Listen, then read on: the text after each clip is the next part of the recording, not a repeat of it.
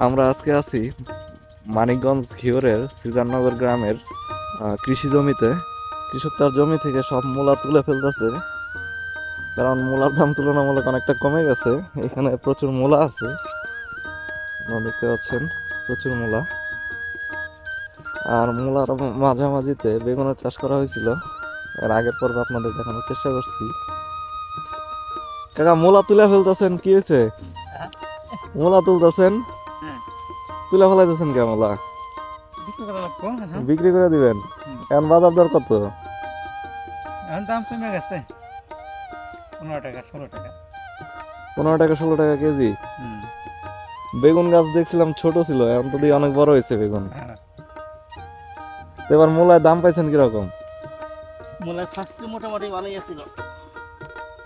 প্রথমের দিকে ভালো দাম পাইছেন, হুম, তাতে কি এবার লাভের মুখ দেখতে পাইছেন না লাভ হয় নাই? লাভ তো ছিল আগে, কিন্তু এখন আবার লসের বাগিতে বর্তমানে দাম কম। 15 টাকা কেজি দিতেছে। আপনি কি পাইকারি বিক্রি করেন না খুচরা? পাইকারি। কোথায় বিক্রি করেন এগুলো? এটা মানিকগঞ্জ। মানিকগঞ্জ আড়তে। আমাদের কতটুকু জায়গা লাগাইছিলেন? দু এক বিঘা আছে, এনার উপর ওই নদীর উপর আছে আবার। নদীর ওপার, ওই যে চরের ভিতরে? 1.5 বিঘা। এখানে 1 বিঘা আর ওইখানে 1.5 বিঘা।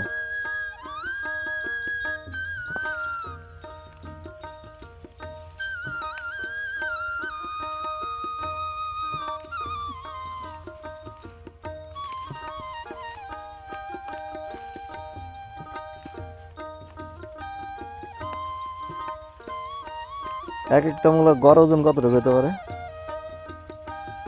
আজকে তো হয়েছে তো বর্ষা।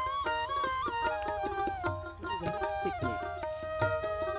নিড়ানি তো একটু খুঁচাতে উঠাইলে তো মনে হয় সম্পূর্ণ উঠাইতে পারতেন। হ্যাঁ, দেরি হবো। এটা যে ভাঙা যাইতেছে, ওটা লস না? আপনারা বাদ জানিয়ে দেন, জানেন না। ওটা কি করবেন? ও না, সবাই থাকবে। এই যে ভেঙে গেল। বাংলা বাংলা আমি দিয়ে দিতেছি।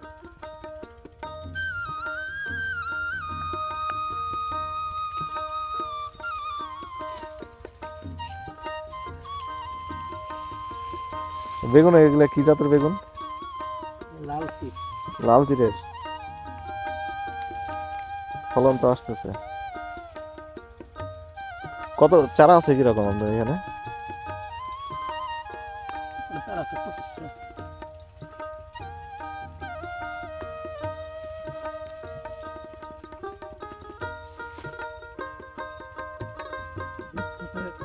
মাটিলে সব থেকে গেছে।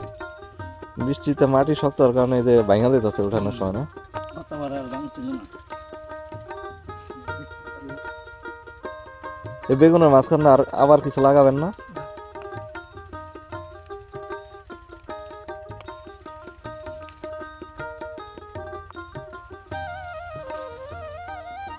নিড়ানি আনলে তো সহজে উঠাইতে পারতেন, যেটা যেটা ইয়ে হয় ওটা একটু চাপ দিয়ে উঠাই দিতে হবে। কামলা দিয়ে ওটা গেছে, মানে তাই গিয়ে রাখতে আমার কি। মানে কামলা দিয়ে উঠান প্রতিদিন?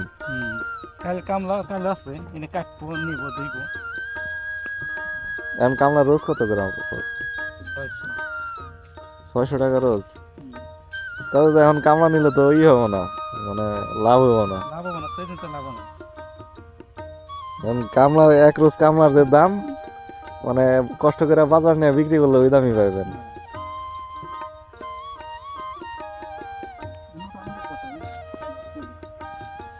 এই যে পাকা ফুল, এই বীজ রাখা যাবে না? যাইব।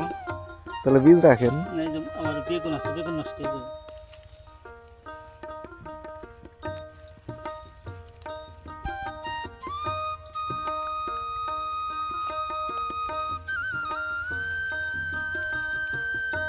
আবাদ বেশি করি নাই, অল্প কিছু আবাদ করছি। আবাদ করা তামাক বাজিয়েছি। আমরা খালি আবাদ করি অল্প একটু। এই আপনারা যতদিন আছেন ততদিনই, তারপরে আর দেখা যাবে না এই কৃষিকাজ। তাও তো আমাকে ভুলের জন্য আবাদ করি। এই চাকরি করি। আমি বাইরে আছিলাম, চাকরি তো আমার ছিল। আমি তো 2 বছর বাইরে গেছিলাম কোন দেশে থাকতেন? 8 বছর আছে কোন দেশে? ও, মালয়েশিয়া।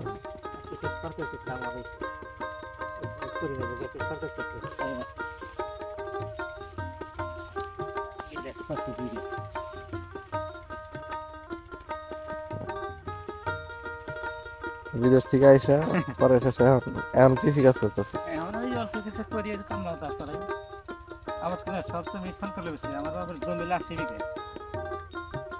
আমরা 3 ভাই আমার নতুন ভাইস্তে আর ওরা ইঞ্জিনিয়ার ওরাও তো কাজ করে না ওরা তো ঢাকা চাকরি করে তবে চাকরি করার থেকে কৃষি কাজ করা ভালো, তাই না? এটা যে যায় মনে করো, কৃষি কাজের উপরে কোনো ই নাই। ওই জন্য তো চাকরি নিয়েছিলাম না 4টা সরকারি চাকরি ছিল আর এখনকার মানুষ চাকরি পায় না। তখন শিক্ষারও দাম ছিল, আর শিক্ষা যতটুকু শিখছে ততটুকু সঠিকভাবে শিখছে। গেরো হক পেয়েছিলাম না হক হ্যাঁ, হক মাহিনের আমার ক্লাসমেট তো অনেক আগে, অনেক হ্যাঁ কত সালে এসএসসি পাস করছেন? আমার 82-তে 82 সনে? তো যুদ্ধের সময় তো বড় ছিলেন অনেক। বড়ই তো আমার ভাই আছে মুক্তিযোদ্ধা তা আপনার তো একটু অংশগ্রহণ করলে তো অনেক ফ্যাসিলিটি পাইতেন। অনেকে যুদ্ধ না করে মুক্তিযুদ্ধ হয়েছে। গ্রামে মুক্তিযোদ্ধা এসে তুইছে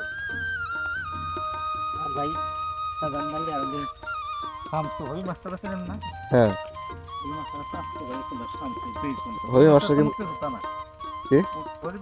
মাস্টার তো মুক্তিযোদ্ধা না ওই মাস্টার মুক্তিযুদ্ধ? উনি সার্টিফিকেট দিয়েছি আমার ভাই স্বাস্থ্য ভাই এটা তো থাকতো মানে হবি মাস্টার যে মুক্তিযুদ্ধ দাবি করে, উনি আসলে মুক্তিযুদ্ধ না। আসলে তো মুক্তিযোদ্ধা না এটা সার্টিফিকেট আছে অরিজিনাল এটা ঠিক আছে ওই মাস্টার নিজেও কয় আমি তো মুক্তিযোদ্ধা না মানে টাকা পয়সা খরচ করে দিয়ে মুক্তিযুদ্ধ সার্টিফিকেটটা নিয়েছিল। না না তাও না নাই